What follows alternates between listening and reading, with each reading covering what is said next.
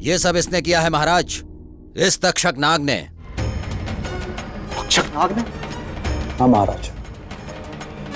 मुझे क्षमा कर दीजिए महाराज, मैं प्रतिशोध में अंधा हो गया था। तक्षक, तू क्षमा के योग्य नहीं है। फिर भी यदि क्षमा मांगना चाहता है तो उस अंगरक्षक से मांग जिसे हमने तेरे कारण मृत्यु दंड दे दिया था। उसकी अंधी मां से मांग जिसके घर का सहारा छिन जाता। सम्राट, हमें नामदेव और उसकी मां को ढूंढने जाना होगा। नहीं महाराज, इसकी कोई आवश्यकता नहीं, वो यहां आते ही होंगे। आपने उन्हें संदेश? वो आ गए महाराज। मैं जान गया तुम निर्मल हो, निर्दोष हो। सारा कसूर इस तक्षक नाग का है। मुझे क्षमा कर दो अंगरक्षक, मैं दोबारा ऐसी गलती कभी नहीं करूंगा। तक्षक, यदि सच में तुम्हारे मन में यह भाव जागा है तो यह प्रायश्चित की निशानी है। तुम नागराज के साथ पुनः नागलोक वापस लौट जाओ और अपने कर्मों का प्रायश्चित करो। धन्यवाद नागराज, हमारी सहायता के लिए बहुत बहुत धन्यवाद। नहीं सम्राट नहीं, ये तो हमारा कर्तव्य है। चलो। नामदेव, एक प्रार्थना है, यदि स्वीकार कर लोगे तो समझूंगा तुमने मुझे प्रायश्चित करने का अवसर दे दिया। आप महाराज आदेश कीजिए। नामदेव, विश्वास पात्रता की कोई कीमत, कोई इनाम नहीं होता, परंतु उपहार स्वरूप हम चाहते हैं तुम अपनी मां के साथ हमारे पास रहो। जो आज्ञा महाराज। सम्राट विक्रमादित्य, मैं आपका हृदय से आभारी हूं। आपने मेरी पत्नी के साथ साथ मुझे भी अन्याय करने से बचा लिया।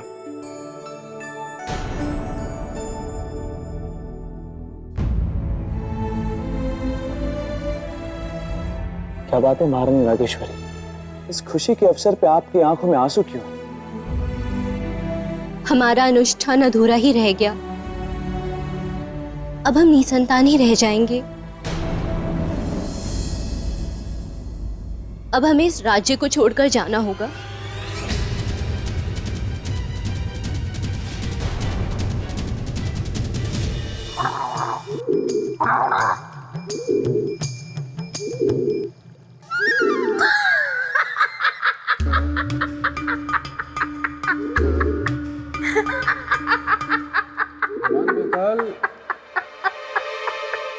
चौंकिए मत राजन, मुझे पशु पक्षियों की, हाँ ठीक है, भाषाएं भी आती है। मैं इनसे बात कर सकता हूँ। वाह श्रीमान बेताल वाह, आपकी महिमा देखकर दिन प्रतिदिन मेरे हृदय में आपका स्थान और ऊंचा होता जा रहा है। आप महान हैं। वो तो मैं हूं ही, लेकिन राजन क्या आप जानना नहीं चाहेंगे कि मैंने इस कबूतर से क्या कहा और फिर इसने मुझसे ऐसा क्या कह दिया कि मुझे इतनी जोर से हंसी आ गई? अवश्य जानना चाहूंगा। तो सुनिए, मैंने इस कबूतर से कहा कि कबूतर जरा मुझे बताओ कि क्या मेरे मित्र के सिंहासन पर राजा भोज बैठने योग्य है कि नहीं? तो पता है इसने क्या कहा? क्या कहा? इसने मुझसे कहा कि श्रीमान बेताल, ये तो आप वैसा ही प्रश्न कर रहे हैं कि जैसे आप पूछ रहे हो कि क्या एक छोटी सी डिबिया में बड़ा सा हाथी फैलकर सो सकता है या नहीं। देखा राजन, मतलब इस कबूतर ने भी कह दिया कि आप मेरे मित्र के सिंहासन के लायक नहीं। श्रीमान बेताल, मैं आगे की कथा सुनना चाहूंगा। मुझे पता था आप यही कहेंगे, हट करेंगे, मानेंगे नहीं। सुनिए आगे की कथा।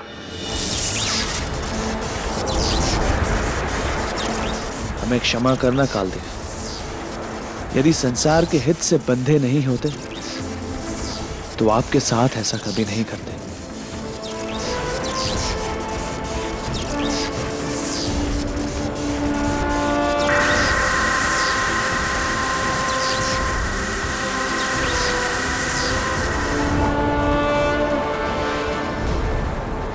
अब आप मुक्त हो, आप अपने लोक वापस जा सकते हैं कालदेव। चक्रवर्ती सम्राट विक्रमादित्य, आपने अपना परोपकार करके अपनी समस्या का समाधान कर लिया, किंतु हमारी समस्या का समाधान अभी तक नहीं हुआ। हमारी समस्या वैसी की वैसी है। क्या है आपकी समस्या कालदेव? हमारी समस्या यह है कि हम यहां से खाली हाथ, बिना किसी आत्मा को अपने साथ लिए यहां से लौट नहीं सकते। आप तो न्यायप्रिय सम्राट विक्रमादित्य हैं ना? अब आप ही हमारा न्याय कीजिए। विधि के विधान के अनुसार किसका जीवन हम साथ लेकर जाएं? कौन है जो अपनी इच्छा से अपने प्राण त्यागेगा और विधि के विधान को पूरा करेगा? हमें किसी का जीवन दीजिए विक्रमादित्य, हमारा आना सार्थक कीजिए। काल मेरे मित्र के सामने खड़ा था और ऐसे अड़ा था, क्योंकि चुनौती शक्ति की नहीं थी बल्कि न्याय की थी कि काल के साथ न्याय हो तो कैसे हो, और बिना न्याय हुए वो जाने को तैयार ही नहीं था। और यह अटूट सत्य है, था और रहेगा, कि काल एक बार आ गया तो बिना प्राण लिए वापस नहीं लौट सकता। सम्राट, क्या सोचा आपने? क्या है मेरा न्याय? शीघ्र बताओ, क्योंकि जब तक आप न्याय नहीं करेंगे मैं यहां से नहीं जाऊंगा, और जब तक मैं यहां से नहीं जाऊंगा विधि की व्यवस्था और समय का चक्कर रुका रहेगा, और इस व्यवस्था को बाधित करने के उत्तरदायी होंगे आप। हमारे कारण ना तो विधि की व्यवस्था में बाधा आएगी और ना ही समय का चक्र रुकेगा। तो शीघ्र बताइए। आपको केवल एक ही आत्मा चाहिए ना? फिर वो चाहे किसी की भी हो। भेद केवल देह में होता है, आत्मा तो सबकी एक जैसी होती है। आप यमलोक चलने की तैयारी कीजिए कालदेव। किंतु वो जीव कहाँ है जिसकी आत्मा मैं अपने साथ लेकर जाऊंगा? वो जीव आपके सामने खड़ा है कालदेव। क्या आप? हाँ कालदेव, आप हमारे शरीर से हमारी आत्मा को निकाल दीजिए। नहीं नहीं, मैं ये नहीं कर सकता सम्राट। मैं आपके प्राण नहीं ले सकता सम्राट। किंतु क्यों? आपको तो केवल एक आत्मा ही चाहिए ना? आपके प्राण लेने का अर्थ है संपूर्ण पृथ्वी लोक का नष्ट, हाहाकार, अंधकार। आपकी पत्नी, आपकी प्रजा, इन सब का क्या होगा? सब टूट जाएगा, सब बिखर जाएगा। कुछ नहीं टूटेगा और कुछ नहीं बिखरेगा कालदेव। समय के लेप ने बड़े से बड़े घाव को भर दिया है। फिर ये शरीर भी तो मिट्टी का ही बना है। इस शरीर को भी एक न एक दिन मिट्टी में ही तो मिल जाना है। तो फिर ये आज ही क्यों नहीं कालदेव? ठीक है, मुझे न्यायप्रिय, परोपकारी चक्रवर्ती सम्राट विक्रमादित्य का न्याय स्वीकार है।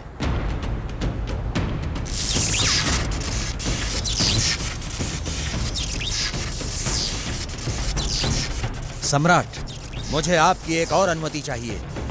आदेश दीजिए। सम्राट, मैं जानता हूं कि आप सह शरीर मेरे साथ चल सकते हैं, किंतु काल किसी को उसके शरीर के साथ नहीं ले जा सकता। काल की विधि में ऐसी व्यवस्था नहीं है। मुझे अनुमति दीजिए कि मैं आपकी देह से आपकी आत्मा को मुक्त कर सकूं। मुझे अनुमति दीजिए कि मैं आपकी देह से आपकी आत्मा को मुक्त कर सकूं। अनुमति है आपको।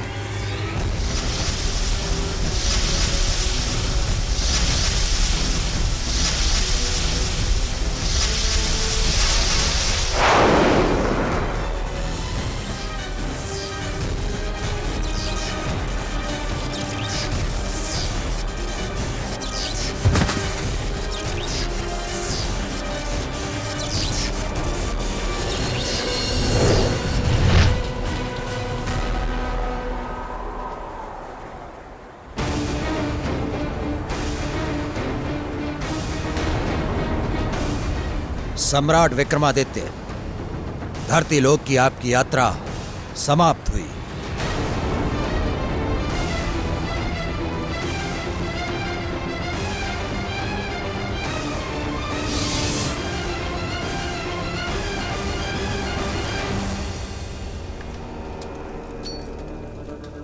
समझ में नहीं आ रहा है, काल अभी तक आया क्यों नहीं?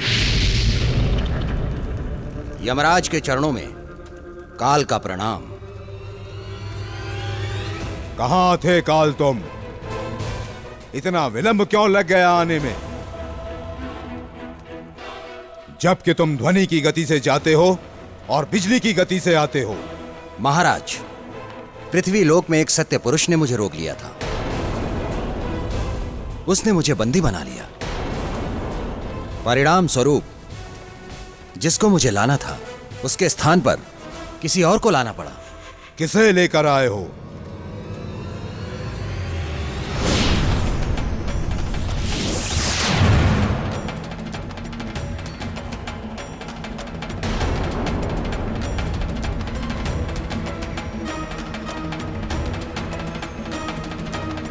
चक्रवर्ती सम्राट विक्रमादित्य को लेकर आए हो? क्यों क्यों क्यों? महाराज, इन्होंने ही तो मुझे रोका था और समय पर उस जीव के पास पहुंचने नहीं दिया, और वो भी उसके परोपकार के लिए।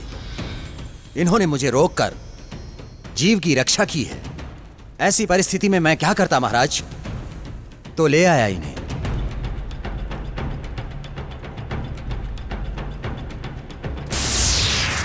यमराज, ये क्या अनर्थ किया है काल ने?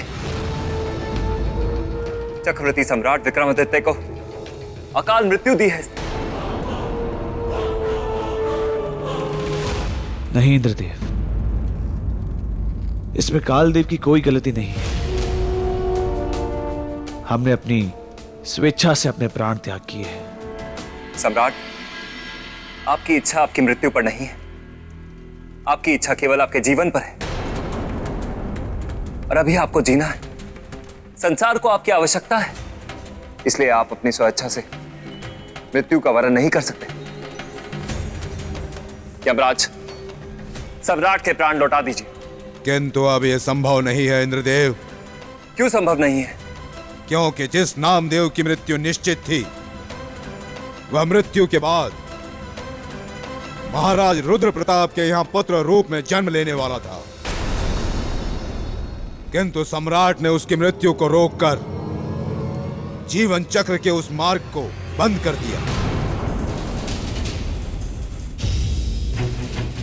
यदि अब मैं सम्राट विक्रमादित्य को मुक्त करता हूं, तो जीवन मरण का सारा विधान असंतुलित हो जाएगा।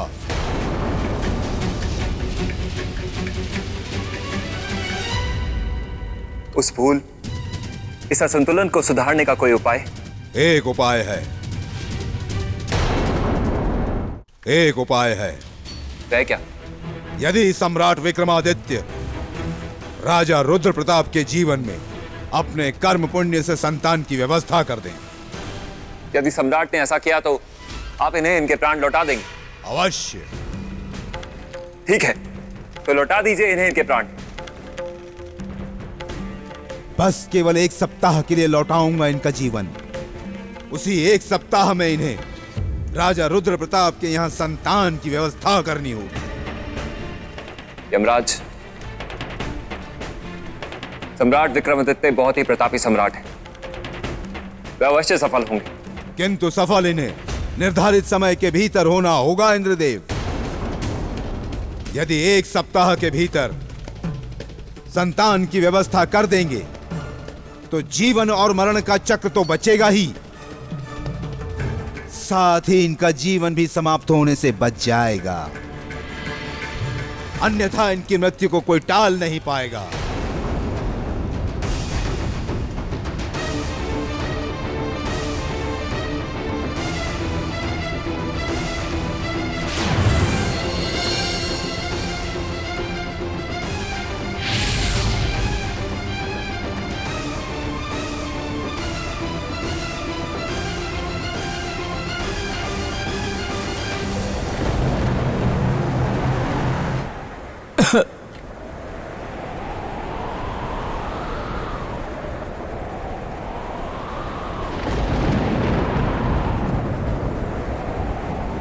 कुछ ऐसा उपाय कीजिए कि जन्म और मृत्यु और दोनों की ही व्यवस्था खंडित ना हो।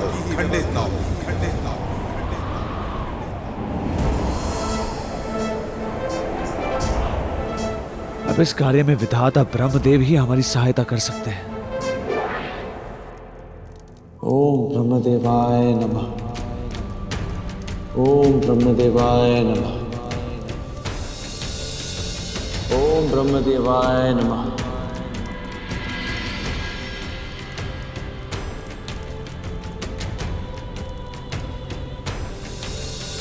हे परमपिता ब्रह्मदेव, हमें दर्शन दीजिए। हम गंभीर समस्या के दलदल में धंसे हुए हैं। हमारा मार्गदर्शन कीजिए। हमारे सम्मुख उपस्थित होइए। हे परम प्रतापी चक्रवर्ती सम्राट विक्रमादित्य, नेत्र खोलिए। कहिए क्या समस्या है? हम किस प्रकार आपकी सहायता कर सकते हैं?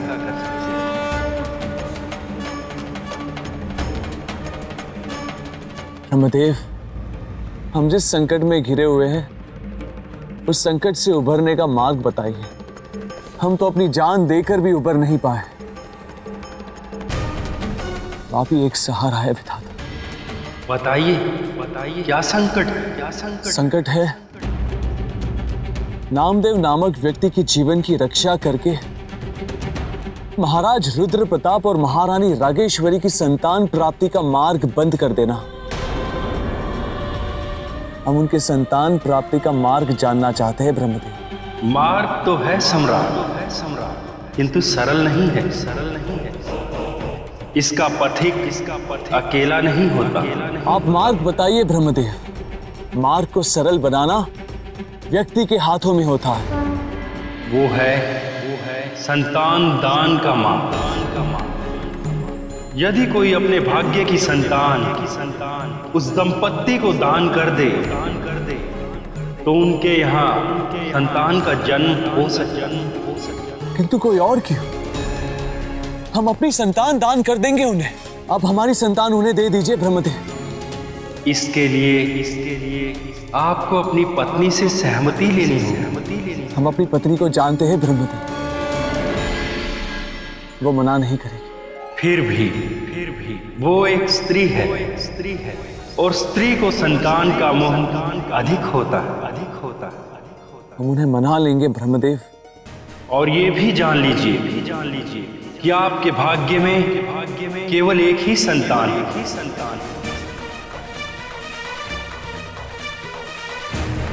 और उसे दान कर देने के बाद ना तो आपकी पत्नी मातृत्व सुख को भोग सकेंगी और ना ही आप अपनी संतान का मुख देख सकते।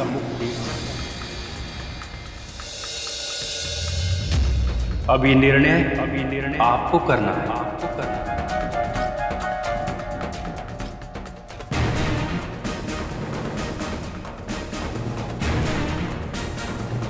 हमने निर्णय ले लिया है ब्रह्मदेव। यदि हमारे परोपकार से किसी का जीवन सुखमय होता है तो हमें वो परोपकार कर देना चाहिए। आप हमारे भाग्य की संतान उन्हें दे दीजिए ब्रह्मदेव।